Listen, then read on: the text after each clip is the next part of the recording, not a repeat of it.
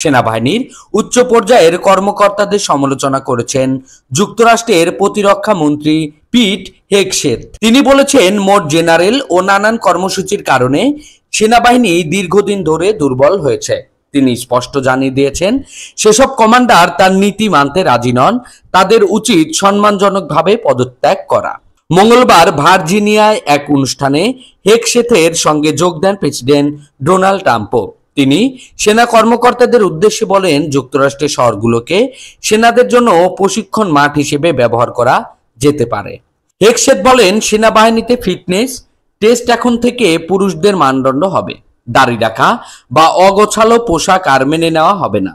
তিনি অভিযোগ করেন, বৈচিত্র্য ও বৈষম্য বিরোধী কর্মসূচি সেনা কর্মকর্তাদের ভয়ের মধ্যে রেখেছে। ট্রাম্প তার ভাষণে বৈচিত্র্য উদ্যোগের বিরোধিতা করে বলেন, সবকিছুর মেধার ভিত্তিতে হবে, রাজনৈতিক কারণে কারো জায়গা দখল মেনে নেওয়া হবে না।